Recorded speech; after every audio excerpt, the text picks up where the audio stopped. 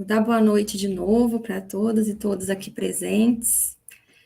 Hoje eu fiquei com a responsabilidade de começar o encontro, mas a gente tem aqui muita gente que vai assumir, né, cada parte deste momento.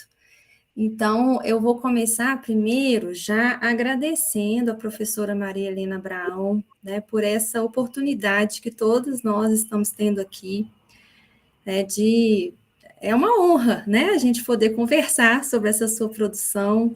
É um Honra prazer. minha, querida, honra minha. E a gente tem uma coisa especial nisso, que não é só porque você é essa pessoa muito importante para o campo da pesquisa, né, autobiográfica, mas é porque a gente ama muito você como pessoa, como professora, né? Muita gente aqui tem muitas histórias com você.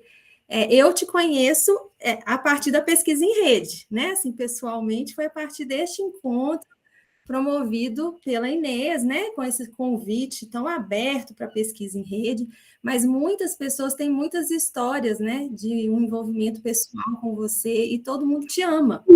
Então, a gente sabe que hoje aqui a gente tem pessoas presentes que nem estão ainda, né, vamos colocar um ainda, na pesquisa em rede, né, em todos os encontros, né, mas todos e todas que estão aqui já estão de antemão também convidados para fazer parte da pesquisa em rede. Então, eu vou falar um pouquinho da nossa pesquisa, porque se alguém se interessar, né, vindos aí pela chamada da Maria Helena, que, né, acolhe a todos, a sua presença já acolhe, tá, Maria Helena? Então, muito obrigada. Temos a possibilidade de ter mais pessoas conosco na pesquisa em rede, né? Vou dizer um pouquinho, primeiro, só de como que está estruturado o nosso encontro, tá? A gente pensou em primeiro eu fazer essa apresentação, né, da pesquisa em rede, aí a gente vai ter um momento de arte e literatura com a Daniele Moraes, que foi orientanda da Maria Helena.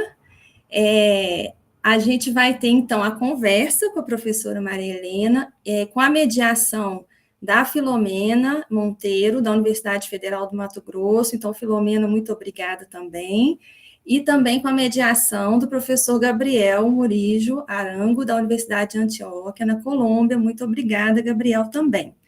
E no finalzinho a gente vai ter um brinde e tem que ficar para a foto, tá, gente? Então, tem que esperar a foto, que isso já é tradição aqui do nosso encontro. Bom, a pesquisa em rede, ela assim, ela é uma pesquisa e ela é, ao mesmo tempo, uma rede de pesquisa, né? Então, ela agrega muitos grupos e pessoas também individualmente, né, que quiserem entrar, que estejam fazendo pesquisa e que estejam também desenvolvendo práticas de pesquisa e formação, ou práticas de formação e que queiram investigar essas práticas, né, se você faz isso na sua escola, por exemplo, você pode estar conosco, né, e aí a gente tem esse objetivo de pensar a formação docente.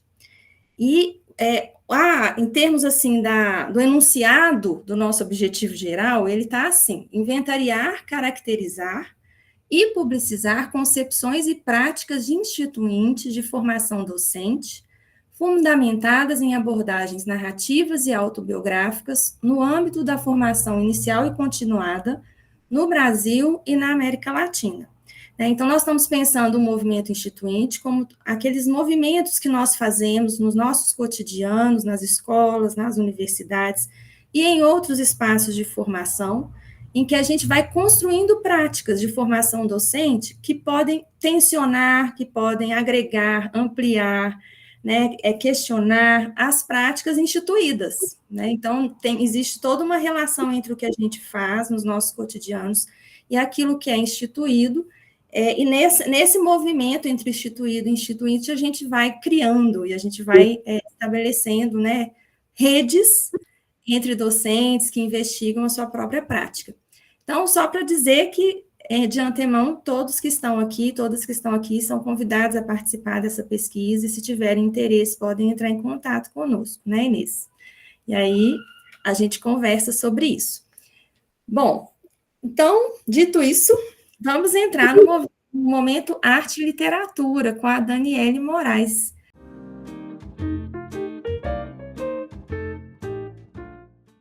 Então, vamos lá, eu vou ler aqui, ó, uma síntese do currículo da Dani para apresentá-la para todos nós aqui. É Daniele Moraes da Silva, natural de Pelotas, Rio Grande do Sul. Artista visual com habilitação em gravura pela Universidade Federal de Pelotas. Desenvolve seu trabalho de poéticas visuais utilizando gravura, desenho, recorte e colagem. Especialista em educação pelo Instituto Federal Sul-Rio-Grandense, fez sua investigação na linha de pesquisa Educação, Arte e Filosofia. Mestre em Educação, também pela Universidade Federal de Pelotas, produziu sua dissertação na linha de pesquisa Narrativas Autobiográficas, Cultura Escrita, Linguagem e Inclusão, sob orientação das professoras Maria Helena Mena Barreto Abraão e Andrissa Kemel Zanella. Desenvolveu uma pesquisa autobiográfica onde utilizou seus diários para contar sua história a partir de textos e imagens, obras, e refletir acerca de suas narrativas. Então, Daniele, seja muito bem-vinda. Agora a gente vai projetar, é Camila, que vai projetar uma imagem, e aí a Dani pode chegar com a sua apresentação.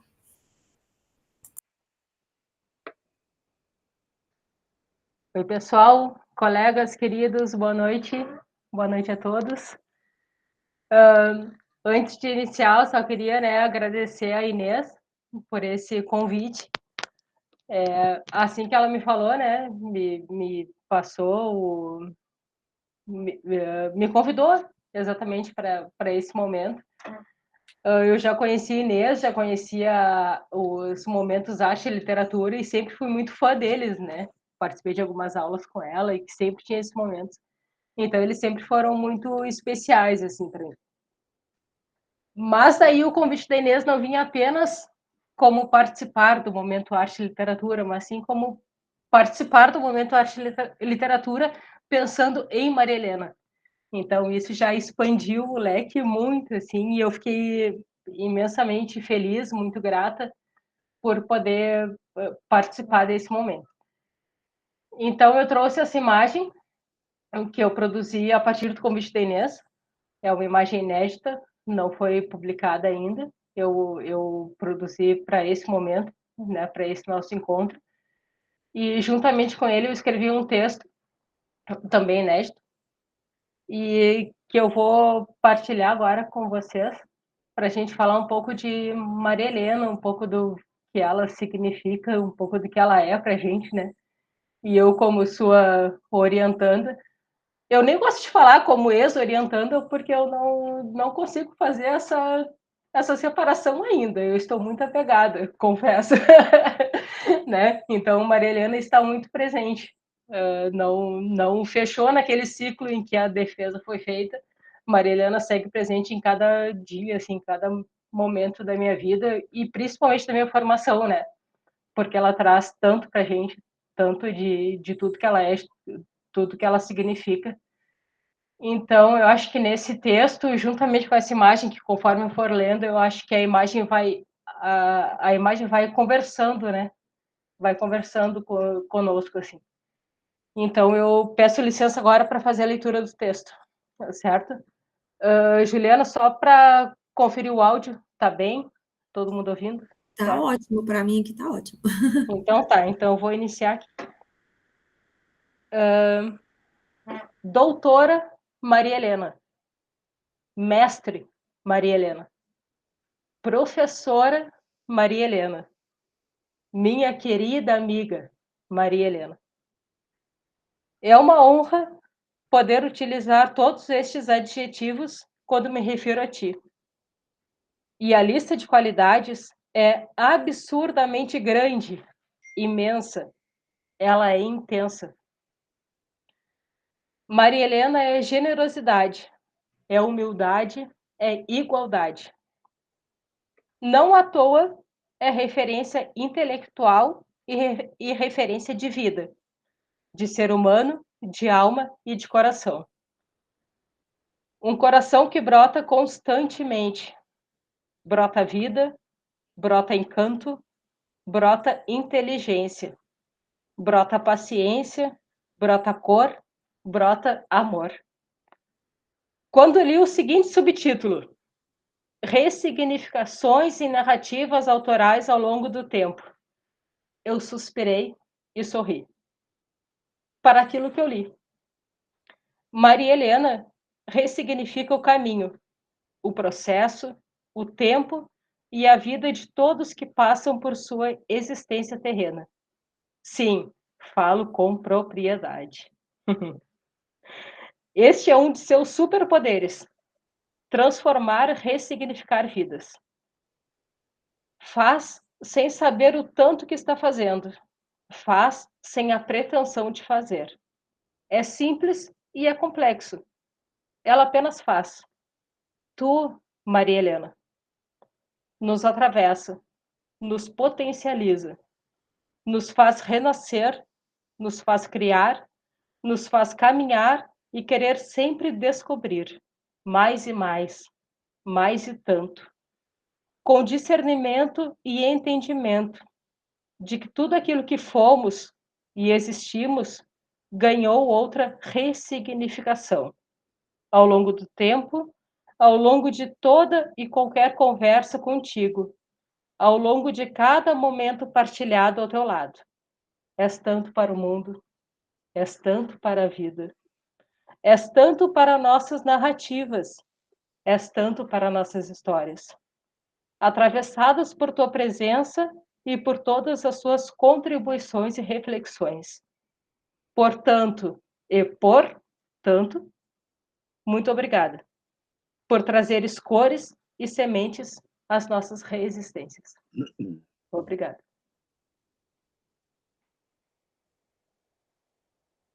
Querem me matar. Começaram bem, hein? Querem me matar do coração. Obrigada, querida Daniela. Eu até peguei a palavra, que como é que eu não ia pegar, né? Antes de me darem com essa introdução maravilhosa. Agradeço a Inês, os colegas que estão aqui, não é? A Juliana e todos os nossos colegas que estão organizando essa acho que é a nossa última reunião desse ano, né? Então, na realidade, resolveram, né? Resolveram me matar do coração. Obrigada a todas e a todos. Obrigada, querida Daniela. Eu sei que não sou tudo isso, mas eu sei que sou tudo isso no coração de vocês. Isso sim. Muito lindo. Obrigada, Daniele. Maria Helena, eu já vou passar a palavra para você, né? Para poder a gente entrar na conversa sobre o seu livro, né? A Aventura Autobiográfica, Ressignificações em Narrativas Autorais ao longo do Tempo. Acredito que a maioria de nós aqui já tenha lido, né? Ou tenha entrado em contato com o primeiro, né? A Aventura Autobiográfica, que para quem, se alguém que está chegando aqui hoje ainda não leu, é uma boa maneira de entender como que começou, né, como que todo esse processo da Maria Helena sendo essa referência para nós do campo, naquela obra, né, já estava ali, já era um processo, né, não é que começou ali, mas começou ali um grande movimento que continua até hoje, né, que teve essa referência para nós.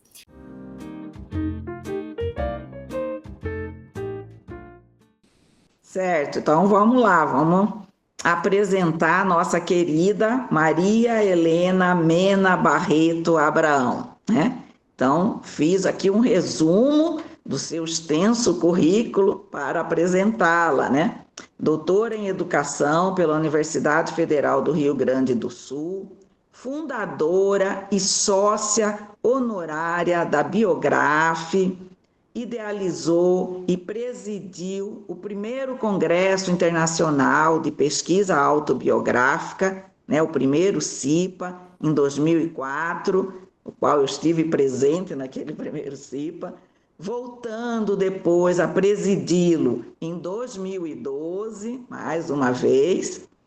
Publica, então, vários artigos no país e no exterior, então tem uma vasta publicação, né? E é também docente permanente, né?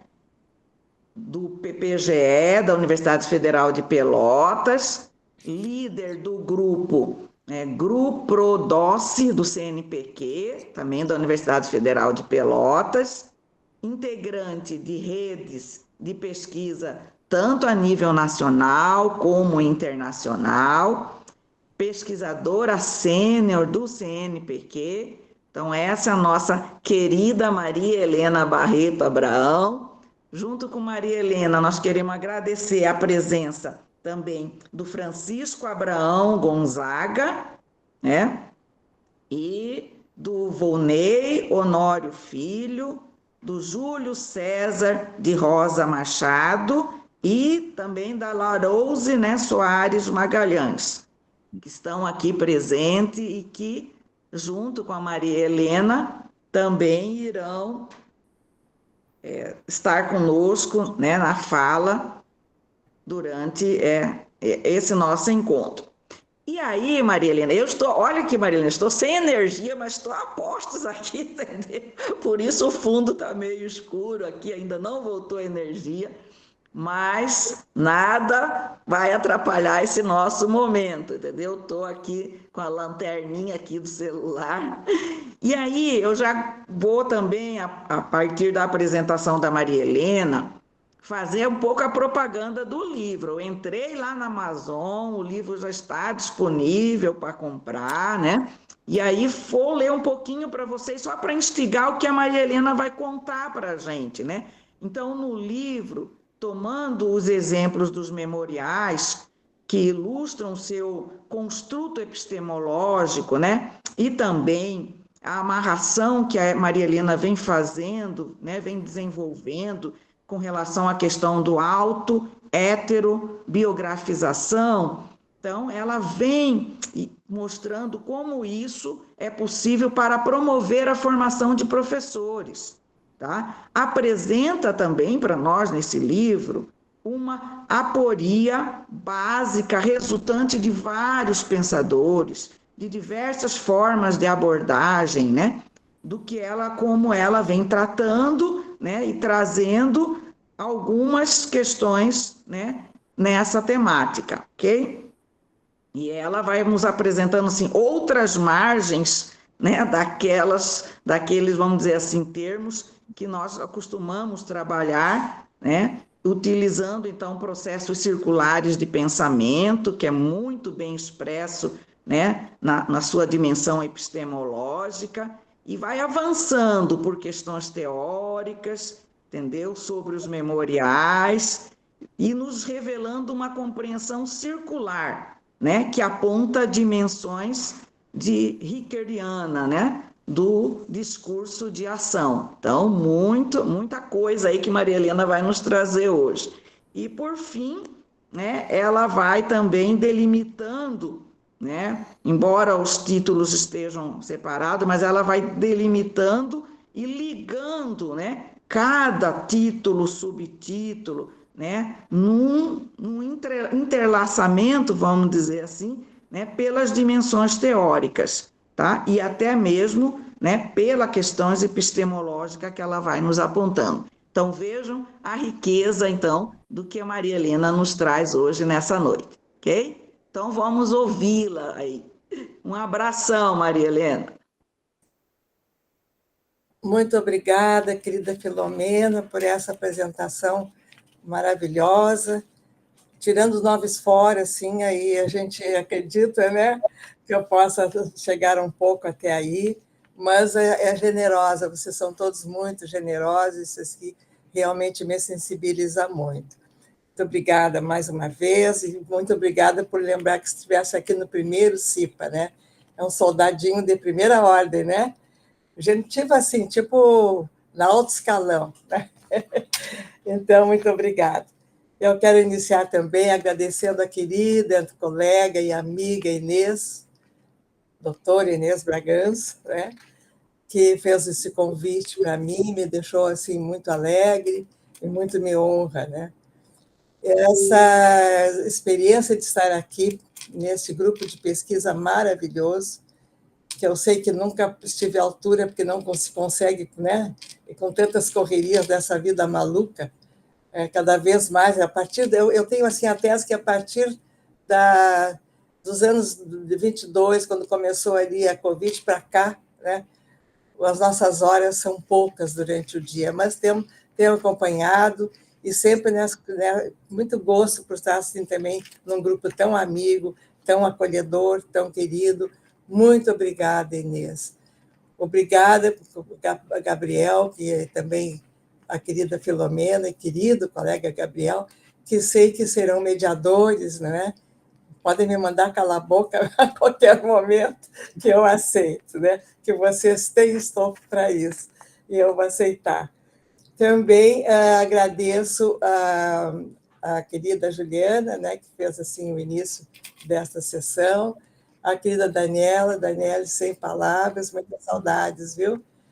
Temos que nos encontrar rápido também, né? E agradeço a todos os colegas e amigos e até familiares, né, que estão aqui conosco neste momento, nessa live. Estamos aqui com a Ledinha. Lembra da Ledinha, da professora Leda, da doutora Leda, né?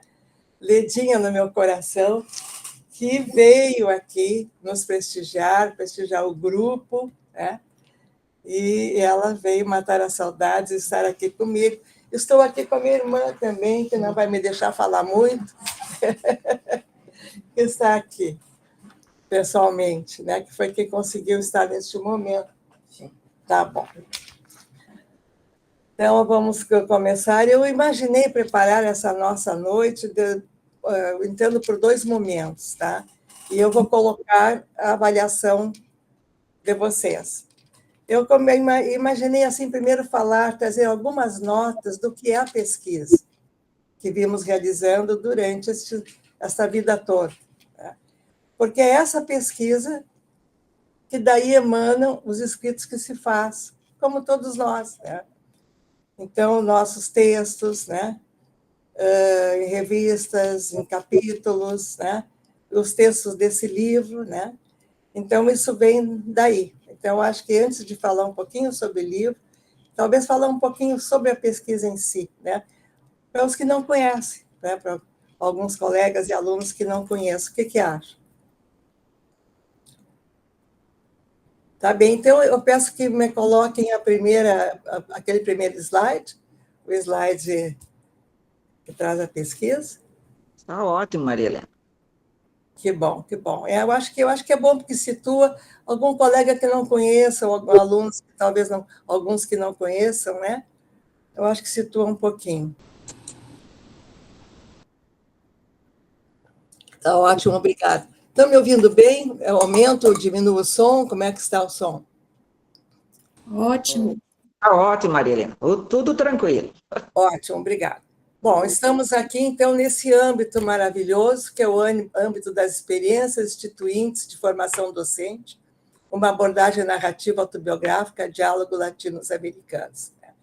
E naquele meu agradecimento, né, a este grupo fantástico, eu também quero aproveitar para agradecer a Unicamp, né, que está providenciando nesses momentos aqui, e também agradecer a Biográfica, que veio nos emanar conosco, né, neste momento. Podemos passar. A minha pesquisa tem o título que os colegas estão vendo. Ela é uma pesquisa que inicia em 1888, né, já com bolsa do CNPq, e essa pesquisa ela está até hoje em funcionamento, né? Ela até hoje mantém as bolsas CNPq, ela é uma pesquisa longitudinal. Mas, na realidade, os colegas que estão acostumados compreendem, né, que de vez em quando, de alguns anos, primeiro era de 1 ano em ano, depois de 2 em 2 anos, 3 em 3 anos, agora é de 5 em 5 anos, né, nós temos que renovar. Então, eu mantenho sempre a pesquisa básica, né, e nessa pesquisa eu renovo com subprojetos dessa pesquisa, tá? Então, por isso que ela vem se mantendo desde 88 e vai até 2026, se eu estiver viva e quiser continuar, tem que fazer novos projetos para essa pesquisa, né? E o grupo com que trabalhamos é o grupo DOCE, né? Tivemos aqui um belo exemplo, né, de uma colega do grupo DOCE, né, que falou há pouco aqui. Podemos passar. Eu gosto sempre de dizer a que paradigma estamos afetos, né? Para que os colegas conheçam e saibam de que estamos falando, né? É o paradigma biográfico, mas é um paradigma muito novo na ordem das coisas, né? Na ordem do tempo, né? Então, esse paradigma está inserido no paradigma qualitativo, né? E eu trouxe, sim, 2 autores apenas que, por acaso, trabalham juntos, o Denzel e o Lincoln, né? Mas também há outros paradigmas. Eu vou trazer só mais 2 aqui, que se prestam muito aos nossos trabalhos que fazemos com as nossas pesquisas no autobiográfico, né? Que é o paradigma da complexidade, nada melhor para esses tempos rombudos que vivemos, né? Trazendo toda a obra do Morin, né? Principalmente os 6 títulos, né? Do método, né? E desses 6 títulos, principalmente o método 3, né? E o paradigma indiciário também cabe muito, porque trabalhamos, como os colegas e as colegas sabem, né? Trabalhamos com indícios nas narrativas, né? As narrativas nós vamos buscar nos indícios, principalmente, né? Para fazermos a nossa narrativa de pesquisa depois, né?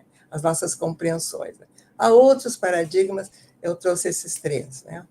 Podemos passar. Trabalhamos, então, nesse paradigma do autobiográfico com apenas 2 metodologias, né? Os colegas sabem que há outras, né? Trabalhamos com histórias de vida. As histórias de vida de educadores brasileiros. Essa é uma pesquisa nacional que nós coordenamos. Nós estamos em pesquisa com 8 grupos de pesquisadores que pesquisam educadores nos seus diversos estados, onde esses grupos estão ubicados, né? E nós aqui, então, como estamos no Rio Grande do Sul, trabalhamos com educadores sul-rio-grandenses, né? Em histórias de vida, com essa metodologia. E o seminário de pesquisa-formação. A Histórias de Vida começamos em 1988, e o seminário de pesquisa-formação a partir de 2002, né? Nas Histórias de Vida, vários autores, na época que iniciamos, nos ajudaram, né? Das Histórias de Vida, principalmente, são autores ingleses, né? Ingleses e autores norte-americanos, né? Dos Estados Unidos e do Canadá. Também trabalham, na época, também trabalhavam, né, com histórias de vida.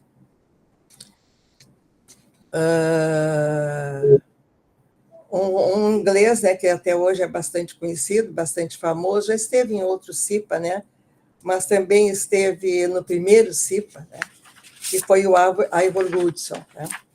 Então, nós sempre nos baseamos, né, para o início dos trabalhos, e a vida toda, né, em autores que também nos ajudam sempre a manter, né, a pesquisa numa boa direção, né. E a pesquisa-formação, né, nós começamos com os autores francófonos, né, trabalhando principalmente, e até hoje trabalhamos muito, né, com 2 grandes autoras, né, com a Delory Bomberger, né, e a Marie-Christine Jousseau. E também com autores nacionais nossos aqui, temos autores que trabalham, a professora Inês, né, a colega Inês, né, a Paced, né, a Conceição Paced, outros autores, né, outros colegas e colegas que trabalham, que nós também utilizamos bastante o pensamento e seguimos a mesma senda, né, de trabalho. Eu acho que podemos apresentar da pesquisa, me adiante um pouquinho, né? Trabalhamos, então, com as seguintes fontes: narrativas de vida, tanto narrativas orais como narrativas escritas. E trabalhamos também com narrativas da imagem, narrativas imagéticas, com fotos e filmes. Um pouquinho, para não dizer que só falamos de método, porque quem está começando, no caso de algum aluno, algum que esteja começando no pós-graduação, vai dizer, poxa, essa gente só trabalha a metodologia, né? Não, nós trabalhamos, cada um de nós que está aqui presente, trabalha com determinada linha de pesquisa. No nosso caso, trabalhamos, não é, com as teorias de formação continuada de professores. Né? Então, ao lado da teoria do método, né, temos as teorias de formação e a teoria da professoralidade. Podemos ir para outra. Aqui eu trouxe um pensamento, né, sobre a professoralidade da Jossô.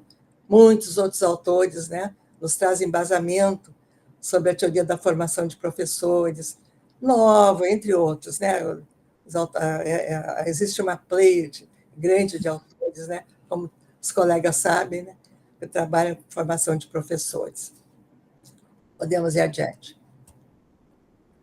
Peço desculpa pelo meu desenho, eu não consegui desentortá-lo, mas eu quis trazer esse slide, até porque no livro existe um texto, que é de 2006, um texto em que eu desenvolvo esses conceitos. Esses conceitos eu busquei em Bolívar, né? Mas eu desenvolvi nesse texto de 2006, né? Trazendo essa tríplice dimensão da narrativa, né? A narrativa como fenômeno, ela é o fenômeno. Por que ela é o fenômeno? Porque ela é o relato, ela é o acontecimento. Não só o acontecimento do relato, como o acontecimento das vivências que estão relatadas, né? Então, ela é o fenômeno. Ela é também metodologia, como todos nós sabemos, né? Porque ela é fonte de pesquisa, né? Ela é a nossa fonte primordial de pesquisa. E ela é praxis social. Nós acreditamos que o sujeito se forma nesses momentos narrativos, né? Quando ele tem que refletir, ele reflexiona sobre a sua vida para nos contar. E uma das principais pontos que nós acreditamos nessa formação é a constituição sempre, durante a vida toda, né, da nossa identidade. Identidade como pessoa, identidade como da profissionalidade, né, como profissionais da educação, aqui no caso, né. Então, o Nova já dizia, né, tem um escrito do Nova, eu acho que até num livro meu, numa escrita que ele fez num livro meu, no livro das histórias de vida, né, que ele fez o prefácio, ele diz: ninguém se narra impunemente, né? Quer dizer, nós temos que nos expor, nos pôr, né? E naturalmente aprendemos com isso, né?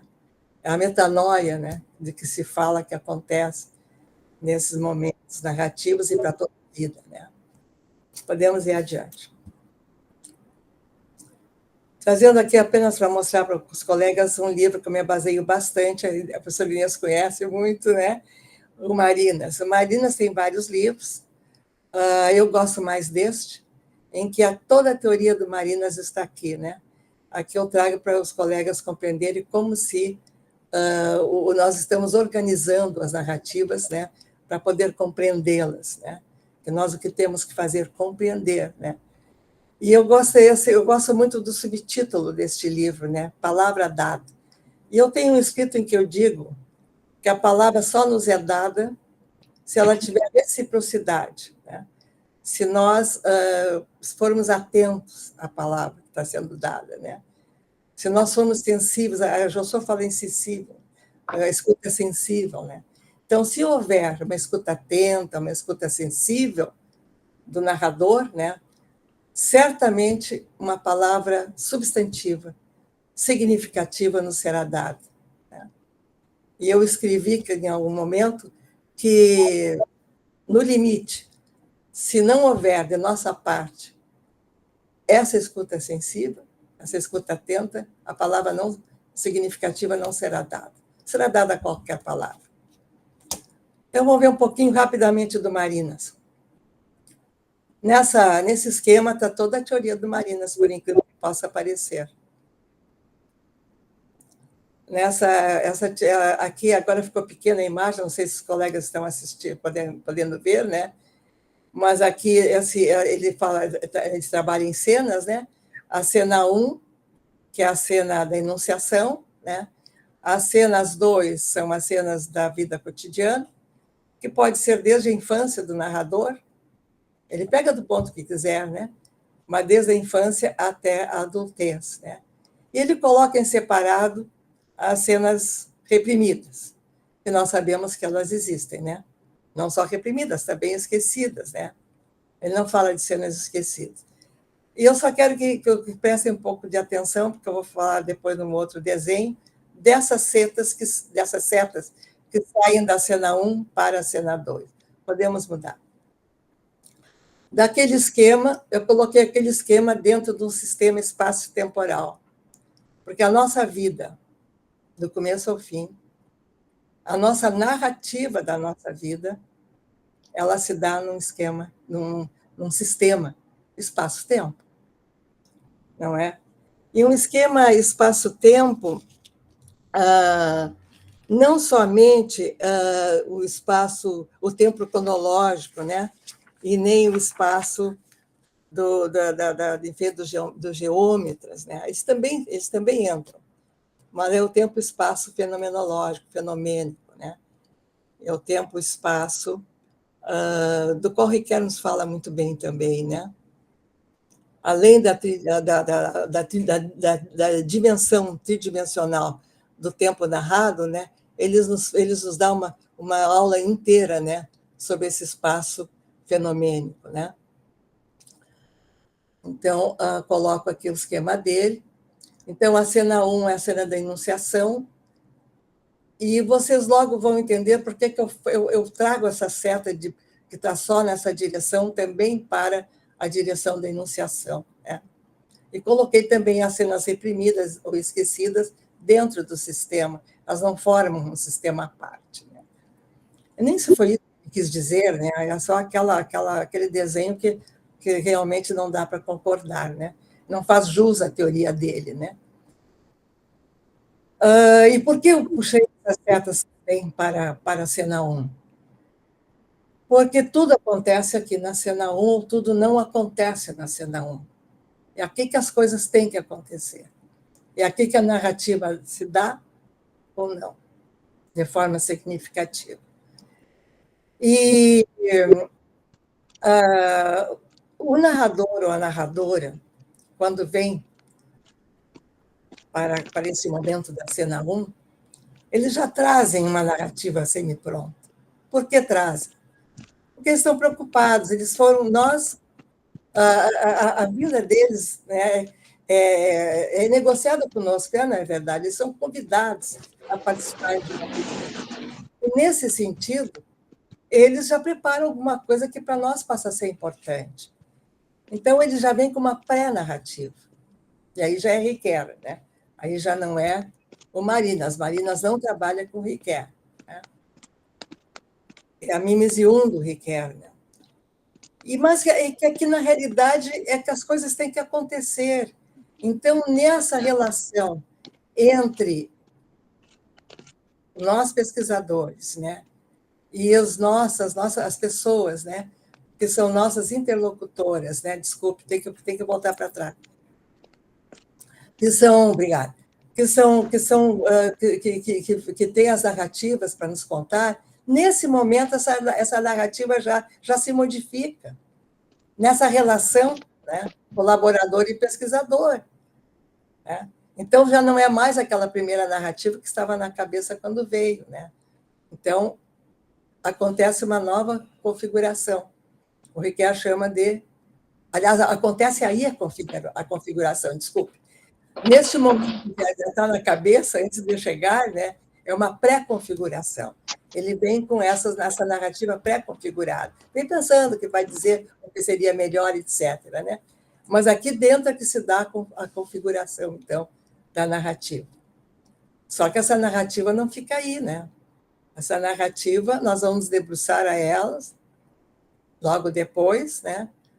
Para começarmos a querer compreender a narrativa no seu todo e nas suas especificidades, né?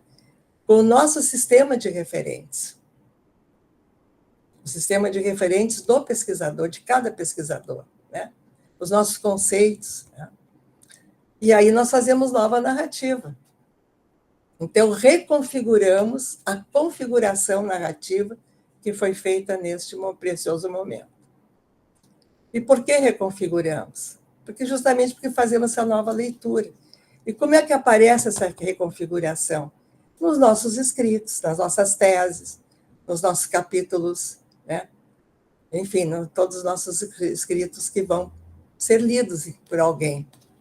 E aí acontece nova configuração porque o leitor também nos lê, cada um deles faz uma configuração diferenciada, porque o leitor nos lê com os seus referentes. E se ele escrever sobre o nosso trabalho, ele vai reconfigurar a nossa narrativa, e vai nos dar a sua interpretação. Então, eu acho que sim, o Marinas não trabalha com o Riquet, porque ele não trabalha com hermenêutica. E ele faz ele trabalha de uma outra forma, que depois, mais tarde, se interessarem, pode se falar, na época da discussão, mas ele chama também de um outro modo, né? Não tem nada a ver com a hermenêutica, com esse tipo de hermenêutica, eu vou dizer assim, né? Ideia do Riquet ou de outros hermeneutas, né? Gadamer, etc. Então, por que ele faz uma crítica, né? Ele diz que a hermenêutica se prende ao texto somente, o que não é verdade. Se não, o livro do Riquet, um deles, né? Que fala de hermenêutica do texto à ação, ensaios de hermenêutica do texto à ação. O Riquet leva o texto para a ação, né? Então, não é possível dizer que a hermenêutica, pelo menos a hermenêutica riqueriana, para que eu tenha procurado trabalhar, né, ela não dispensa, né, a narrativa, né, no seu andamento e na sua ação. Podemos passar. Estamos acabando, gente. Rapidamente agora, né, trabalhar um pouquinho a imagem. Tá? Barthes não trabalha com a imagem em movimento, com filmes, ele trabalha só com fotos. Tá? Eu trabalho com outros, e aqui nós usamos um outro tipo, né, de reflexão que temos que fazer, né, de uma outra base. Né? Nós trabalhamos com a semiótica. Né?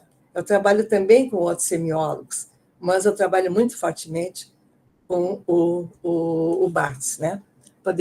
Esse é o livro com que eu trabalho, podemos ir à Câmara Clara, né? Podemos ir adiante, rapidinho. Ele trabalha com dois grandes conceitos, o Studium e o Punctum. O Studium ele é a nossa primeira impressão quando vemos uma imagem. Né? É tudo muito simples, não exige muito pensamento, muito esforço da nossa parte, compreensivo. Né? É tudo muito assim. Eu vou dar o exemplo, depois os colegas entenderão melhor, para quem não estuda Barthes, né? Mas é uma primeira impressão mesmo. Né?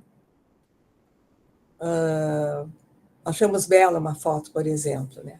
E o Punctum exige um pensamento bem mais aguçado e bem mais potente, né? Bem mais profundo da nossa parte. Né? Ele realmente... O Barthes fala em penso, é preciso olhar para a imagem pensativamente. Né? Então, realmente... Então, é algo assim bem mais potente. Né? Eu vou dar um exemplo que eu acho que fica mais claro. Podemos passar para a outra imagem. Aqui ele coloca no livro a imagem deste rapaz. Né? O que seria o estúdio? Né? A foto é bela, o rapaz é bonito, é belo, né? Isso aqui mais ou menos, podemos não ir tão adiante, mas isso mais ou menos é o estúdio, né? Agora o Punctum, voltamos, por favor. O Punctum, ele escreve logo abaixo. Botemos para a figura. Aí, ele escreve o seguinte: ele está morto e vai morrer. Né? Então, isso é muito interessante. Eu vou pedir para os colegas, estamos terminando essa parte, eu vou ler rapidamente um parágrafo, né, deste livro. Eu acho que vai ficar muito claro. Ele diz assim, sobre essa foto: a foto é bela, o jovem também. Trata-se do Studium, mas o Punctum ele vai morrer. Leia ao mesmo tempo, isso será, isso foi. Observo com horror um futuro anterior, cuja aposta é a morte.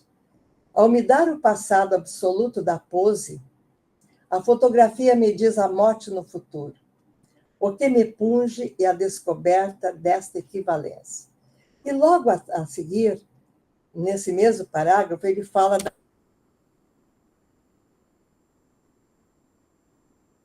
da mãe, ele amava aquela mãe, como acho que de todos, isso acontece com todo mundo, de maneira geral, pelo menos, mas ele tinha muita amizade pela mãe. Ele sentiu muita falta daquela mãe.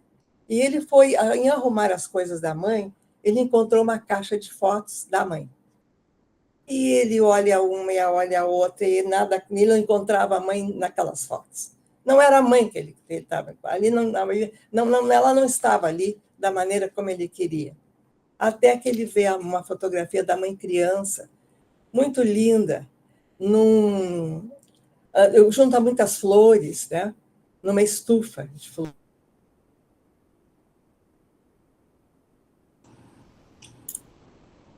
Maria Helena, o seu áudio, na hora que você falou de estufa de flores... Eu devo ter batido aqui sem querer, desculpe, no mouse. Desculpe. Mas vem logo a seguir o que vem. Diante da foto de minha mãe criança, eu me digo, ela vai morrer. Estremeço, tal como o psicótico de Winnicott, por uma catástrofe que já ocorreu. Que o sujeito já esteja morto ou não, qualquer fotografia é essa catástrofe. No momento seguinte, não somos mais os mesmos. Tiramos uma foto, eu já não sou igual àquela foto que vocês acharam tão bonita que está aí com vocês, né? Eu não sou mais. Esse Pumpington, mais ou menos apagado, sob a abundância e disparidade de fotos da atualidade, pode ser lido abertamente na fotografia histórica. Eu estou lendo esse pedacinho porque ele trata aqui do esmagamento do tempo. Nessa fotografia histórica, há sempre um esmagamento do tempo. Isso está morto, isto vai morrer. Ele compara a um tiro, né, de uma arma, né? O tempo, né? A temporalidade, né? É muito forte, né? É muito drástico, né?